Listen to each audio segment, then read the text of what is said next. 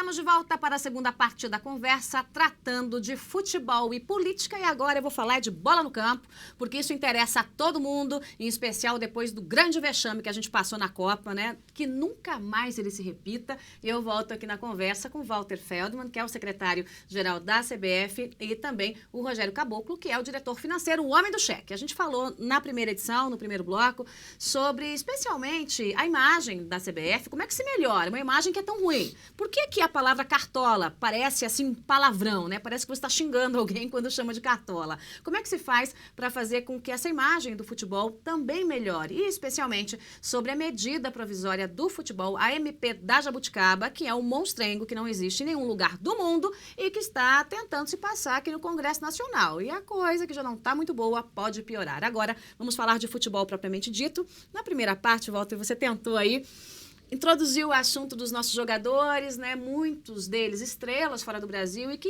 muitas vezes sequer passam por um clube aqui dentro do país. E aí eu falei para você, segura, né? Que esse é um assunto para o segundo bloco.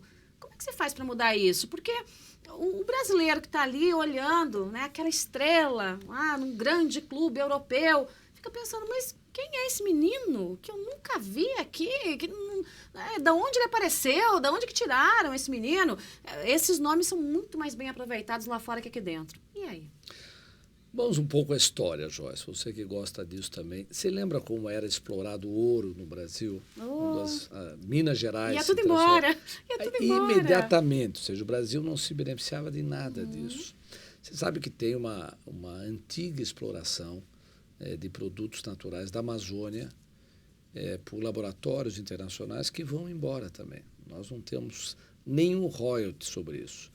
Então, eu diria que os jogadores brasileiros passam por algo semelhante. Nós somos o maior celeiro do mundo. O Brasil é que, na verdade, exporta o maior número de jogadores para a Europa. Nós temos esses números. Marco Polo fala isso durante o seu discurso de posse. E esse é um sistema, por conta do fortalecimento do futebol europeu, mas também por conta de uma legislação brasileira que impede, na linha da ECA, do Estatuto da Criança e do Adolescente, de se estabelecer contratos precoces com essas crianças que rapidamente se mostram grandes jogadores. Então, a gente não pode, mas eles podem. Aí eles vêm aqui, pegam e levam embora. Eles podem, né? E muitas vezes é um custo, um valor muito baixo, porque você imagina uma família pobre, de repente um menino ou uma menina se revelam grandes jogadores, o pai tem uma necessidade, rapidamente estabelece um contrato e ele, o Firmino, né? O Rogério dizia do Firmino, esse craque extraordinário, ninguém o conhecia, o Hulk, tantos outros. Isso cria uma evasão, guardada as diferenças em relação às commodities, mas uma evasão precoce de nossas divisas e que enfraquecem financeiramente também o nosso futebol. Você imagina a diferença entre o Neymar e um Firmino, independente das suas características pessoais, mas o Neymar deu ao Brasil, deu ao Santos um valor extraordinário financeiro para que ele pudesse construir a sua história após Neymar. Isso não está acontecendo mais. Então, nós vamos ter que pensar sobre isso. Isso é uma gestão complexa, envolve pessoas, não produtos, e nós vamos ter que encontrar um caminho para isso. Quando que os brasileiros vão conhecer os seus craques aqui? Exatamente. E não lá fora primeiro, para depois trazer o craque para cá. Exatamente. Isso melhoraria também a qualidade do futebol, né, gente? Porque cá entre nós, o negócio não está muito bom, Rogério. Você que já está aí há mais tempo na CBF, né? Eu escuto muita gente dizer, a gente até falava aqui nos bastidores sobre isso, que tem muito brasileiro que prefere ver os campeonatos lá fora. E acabam não assistindo o campeonato aqui. Preferem ver o Kaká, por exemplo, jogando lá fora do que jogar aqui dentro. E aí, quer dizer, como é que se melhora isso? Como é que se devolve ao brasileiro? Talvez a única coisa que até o 7-1, ele carregava ali, né, na veia. Olha, o Brasil, né, vai mal na política, vai mal na economia, tem pedalada fiscal, que tem petrolão, mas o futebol é o melhor do mundo. Era. E aí? Na verdade, o futebol brasileiro nos últimos 10 anos cresceu muito em termos de receita. Talvez tenha sido o país com maior crescimento em produção de receitas no futebol. Em torno de 400% é aquilo que houve de melhora, de acréscimo no futebol. No entanto, ainda existe uma desproporção muito grande com as receitas que são realizadas no exterior, em especial na Europa. Além disso, existe a questão cambial, a desvalorização do real em Ganhar relação em euro e dólar é muito melhor, né? ao euro. Então, não só a otimização da realização de receitas por clubes europeus, mas também a questão cambial fazem o futebol brasileiro entrar numa disputa em condição de absoluta desigualdade. Se o futebol brasileiro é muito rico, considerado o hemisfério sul do planeta, quando ele se compara com o mercado europeu, realmente a disputa é muito difícil. Mas aí não tem muito que a gente fazer, porque né, se a proporção, eu vou fazer uma conta aqui de padaria para baixo, é 3-1, se pensar em dólar, quase 4-1 se pensar em euro, e aí? Como é que faz isso? Tem que ter uma regra, uma parceria com os clubes, né, uma legislação, ou não tem como resolver? Não, na verdade, eu acho que a modernização da gestão do futebol brasileiro vai permitir o incremento de receitas e o desenvolvimento de algumas fontes de receita que ainda não atingiram o ápice daquilo que podem produzir. Eu acho que o futebol brasileiro pode e deve crescer ainda em termos de produção de riqueza. Mas a equiparação ao mercado europeu é algo muito difícil se imaginarmos a curto e a médio prazo. Agora, você veja, Joyce, esse é um processo de transformação. O sócio-torcedor é algo relativamente recente e já traz uma receita extraordinária e extra aos clubes, eu diria hoje muito relevante. Além de fazer com que o sistema de torcidas organizadas fique um detalhe. O sócio-torcedor é uma grande torcida que não é necessariamente organizada, mas que começa a ir de maneira mais frequente aos estádios. A violência no futebol afastou muita gente. É verdade. Antigamente os campeonatos eram tomados, estão voltando agora por ações do próprio Estado, numa iniciativa única que o Marco Polo tomou como presidente da Federação Paulista, fez um relatório baseado num relatório inglês. Hoje nós temos um instrumento de análise para saber como combater esses problemas. Nós vamos implantar isso na CBF. O Marco Polo já nos pediu para dar prioridade e excelência a essa matéria. Que bonito mesmo é ver família no estádio, né?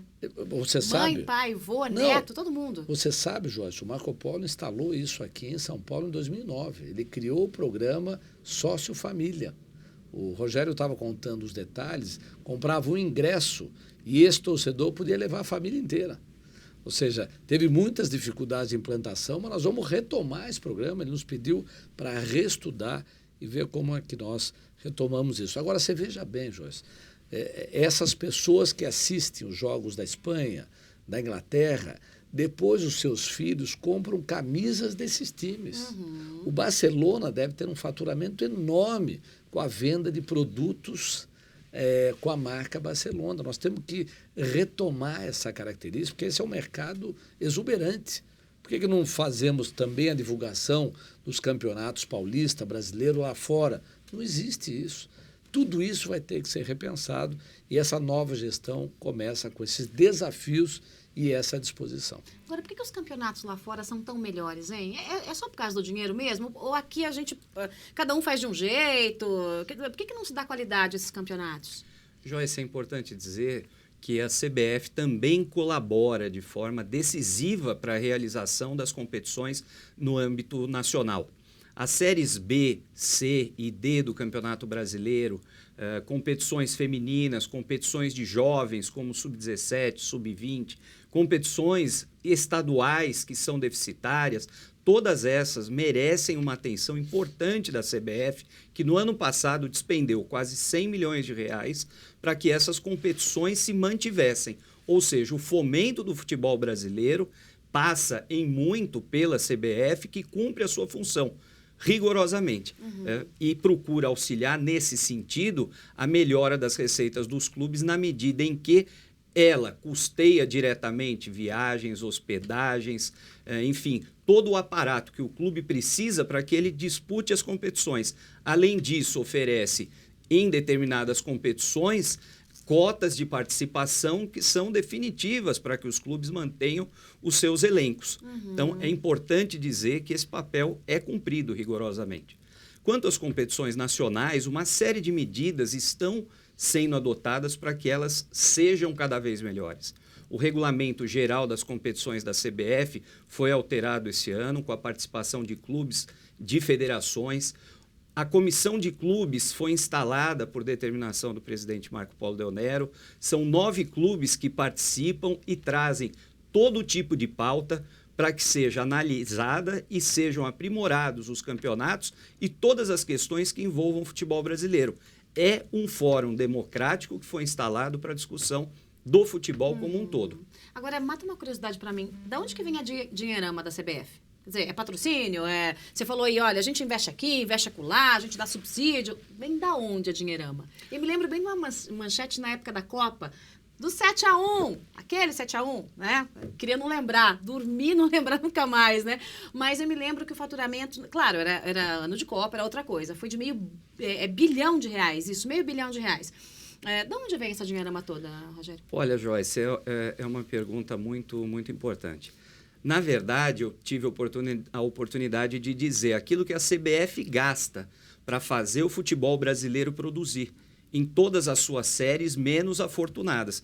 O que é importante dizer é que, ao mesmo tempo, a CBF abre mão de receber qualquer quantia proveniente das bilheterias, dos direitos comerciais e dos direitos de transmissão daquele campeonato que é, sim, muito bem sucedido e produz uma grande riqueza, que é a Série A do Campeonato Brasileiro. Ou seja, ela se abstém de receber recursos e receitas que seriam lícito a ela receber e emprega aquilo que ela produz de receitas nas competições que precisam de subsídios e subvenções. Mas de onde vem o dinheiro? O dinheiro, de uma forma muito objetiva, vem em grande proporção dos patrocínios que são gerados pela seleção brasileira.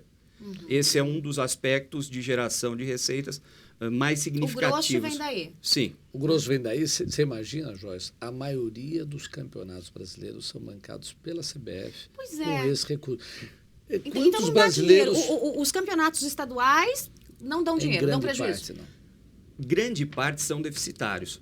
E alguns produzem receitas suficientes e são superavitários. No entanto, a grande maioria depende de recursos que são repassados pela CBF para as federações estaduais para que elas possam promover as suas competições e manter o futebol em atividade. Isso dá uma força muito grande para o empresário, não dá?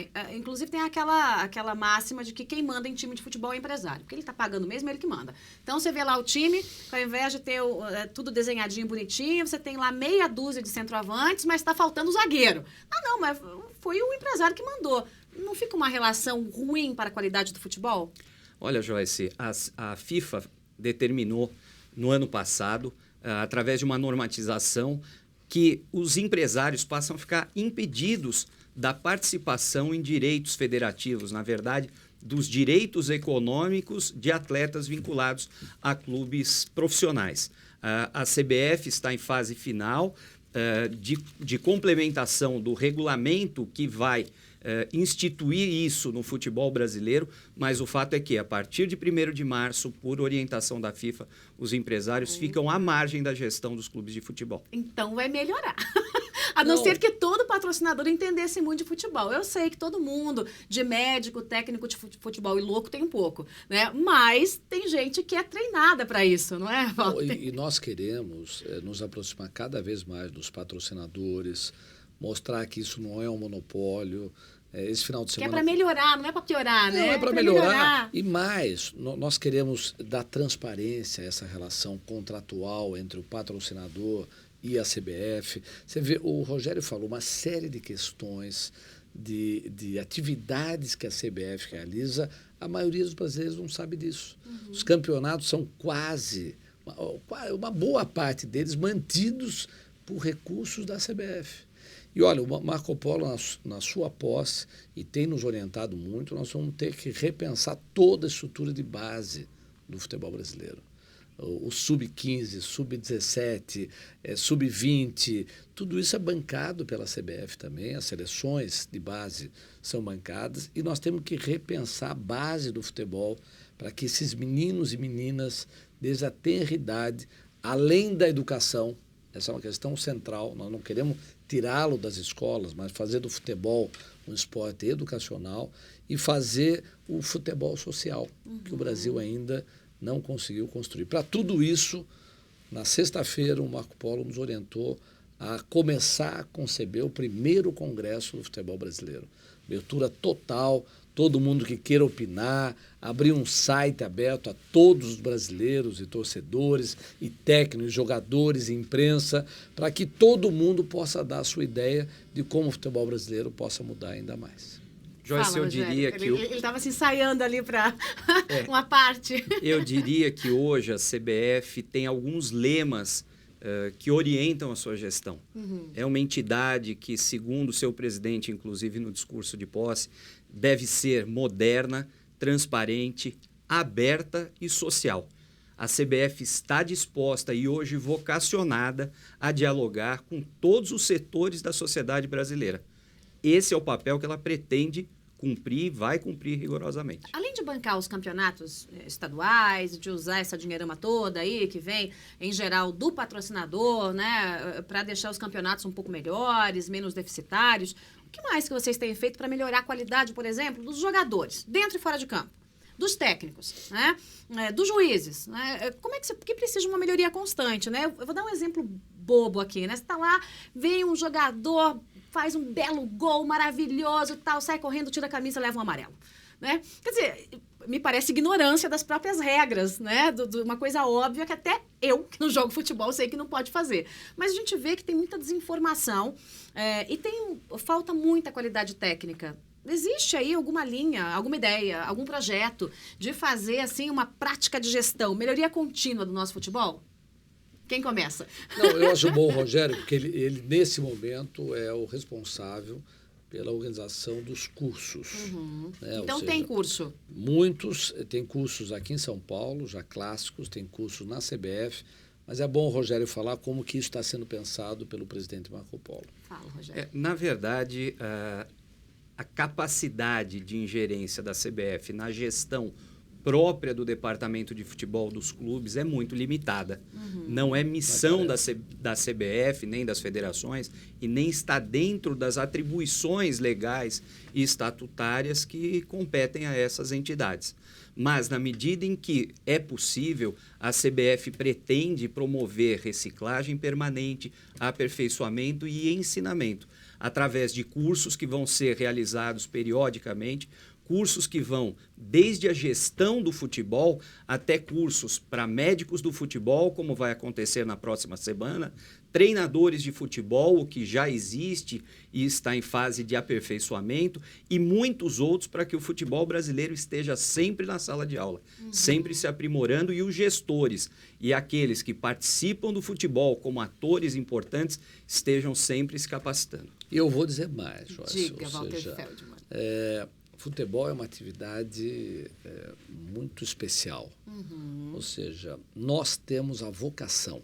Melhor futebol do mundo, criatividade, genialidade, Pelé, Neymar, Ronaldo. Tal.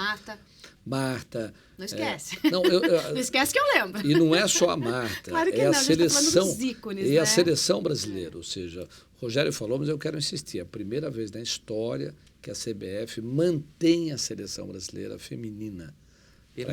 Permanente, para inclusive agora enfrentar um campeonato no Canadá, né? No Canadá em junho.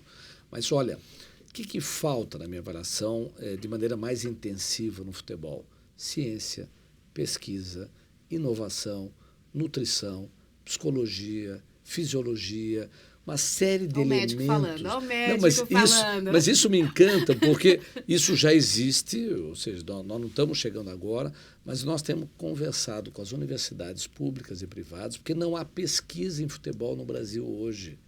Ou seja, as faculdades de educação física, os fundos de amparo à pesquisa, poderiam destinar recursos para a investigação científica, porque a característica muscular, tendinosa, fisiológica do brasileiro é diferente. Isso pode nos dar alguns aspectos, em termos de segundos, em termos de milímetros de musculatura, que pode fazer a diferença numa grande competição. Então, nós vamos investir muito. Marco Polo já nos pediu para fazer uma rede de universidades brasileiras para que a investigação científica no futebol se aprimore. Tem uma frase, que se eu não me engano, é do Nelson Rodrigues, que diz o seguinte: em futebol, o pior cego é o que só vê a bola. É isso. É isso. A ideia é ampliar essa visão e não ser o pior cego. É ver o que tem antes, o que tem durante, o que tem depois. E emendando nisso, Walter, você não está com nenhuma ideia, não, para deixar assim, a coisa mais democrática? Se eu bem te conheço, já está pensando em colocar futebol nas escolinhas, fazer parceria com os governos e com os municípios e com os clubes. Conte-me tudo, não me esconda nada. Joyce, não instiga. Não instiga que esse assunto... Esse nos encanta. E olha, quando eu tive a primeira conversa com o Marco Polo, essa foi a base. Como nós fizemos o Clube Escola aqui em São Paulo, que foi um grande programa de esporte educacional, com assinatura de convênio com a Unicef, com a Unesco e tal, fiquei muito encantado naquela época de como o esporte poderia mudar a realidade brasileira, até do ponto de vista da performance das crianças nas escolas. Hoje nós sabemos que a criança que pratica atividade física regular, primeiro, que não será obesa, não será sedentária, não ficará o tempo todo nas maquininhas de computador, fazendo joguinhos dentro de casa, não tomando sol, não respirando ar, não indo para os parques, não indo para as praças, para os centros esportivos. Isso é fundamental para reeducar o funcionamento, o sistema de integração das crianças e dos jovens aqui em nosso país. Então, a conversa que eu tive com o presidente Marco Polo foi o seguinte: presidente, nós podemos fazer muita coisa na área social, nós podemos ter escolinhas de futebol, CBF, Seleção Brasileira, em todas as cidades brasileiras, integrados com os prefeitos, com os governadores, um celeiro extraordinário na base da pirâmide, para que a gente tenha, em primeiro lugar, o futebol como atividade educacional, social. Segundo, aí vão aparecer vocacionados, craques, meninos e meninas, que poderão, orientados, irem para centros de treinamento mais especializados. E, a partir daí, vinculados sempre aos clubes locais, nós fazemos um grande celeiro nacional, articulado, organizado, cadenciado, com acompanhamento científico, para que a gente faça muito mais do que a Alemanha conseguiu fazer. Então, nós temos aí... Porque a Alemanha, aquilo lá é técnica, treino, aplicação, dedicação. É uma construção. Se construiu aquela seleção. Não foi assim, opa, tirei da cartola e acabou. Não, cartola é uma palavra proibida dessa entrevista. Né? Então, bonezinho, assim, bonezinho. Então, aquilo lá é uma clara construção, é dedicação, é empenho, é suor, é sangue, acabou, e a surra que a gente tomou. Então, que não se repita. Não, é sistema, mas olha só como às vezes são implacáveis na crítica. Nós estamos a 8 jogos invictos. A seleção brasileira já é considerada no ranking da FIFA a melhor defesa. E continuam falando no 7-1. Ou seja, que história é essa? Mas é trauma. Mas tudo bem, mas vamos superar o trauma. É trauma. Ronaldinho caiu em campo. O país tem que fazer terapia para isso. Eu sei, é verdade. Que aí, tem que ter uma DR entre os clubes, o futebol brasileiro, entre a seleção brasileira, entre a CBF com o torcedor. Tem que ter uma discussão de relação aí, gente, senão você não vai ser superado tão cedo. O torcedor está voltando em campo.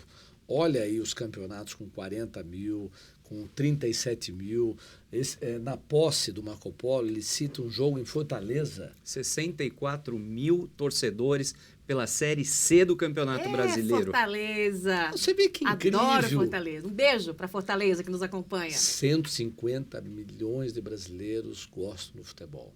Você imagina o que é isso? Joyce, quando você vai lá fora, fala que é brasileira, qual é a primeira pergunta que faz? Pelé, Ronaldinho, futebol. Ou seja, isso é de uma potência do ponto de vista de imagem exterior que nós temos que trabalhar. Ou seja, você imagina a seleção em Paris jogando no Stade de France. Você imagina a repercussão na França que teve isso? Muito maior do que muitas vezes a visita de um ministro. Às vezes até da própria presidente da República. Como é que o Brasil se aproveita, se apropria dessa condição de ser amado lá fora? Você imagina o jogo Chile-Brasil em Wembley, na Inglaterra, lotou o estádio, só se falava disso em Londres. Como é que a gente se apropria dessa imagem extraordinária que nós temos, fazendo a crítica permanente aqui dentro? Sempre dizendo que está tudo ruim, é sempre 7-1, é sempre os cartolas que prejudicam o futebol. Será que é assim? Será que tem tanta verdade nisso, depois de ouvir que 100 milhões são gastos todo ano para estruturar um futebol que não tem condições de sobrevivência? Será que não tem um exagero nessa crítica, eu diria, contundente e permanente, não reconhecendo as coisas boas? Mas 7-1 é matemática, não vem não, Walter Felder. 8-0 tá? também. Eu quero saber o seguinte, qual é o meia-culpa ou a participação da CBF naquele 7-1? Ou não tem? E o que você faz para evitar esse tipo de coisa? O Walter já falou, não, olha, estamos invictos, muito bom, bacana e tal, lá no ranking da FIFA, melhor defesa, parabéns aí aos zagueirões, né, etc e tal. Mas, como é que você faz para evitar? Olimpíadas vem aí. E ninguém está querendo repetir o vexame.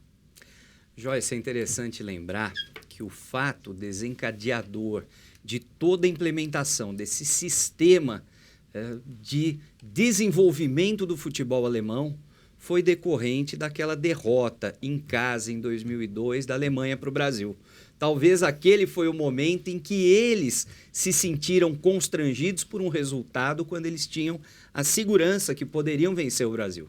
Talvez daquele trauma, não digo pelo placar, mas pelas condições da derrota, com uma pátria unida e crente na vitória do time alemão, tenha ocorrido tudo isso que a gente sabe a partir de então no futebol alemão. O futebol brasileiro começou a repensar aquilo que ele tem que repensar. O fato é que ninguém esquece ou não quer ver o que aconteceu em campo durante a Copa do Mundo.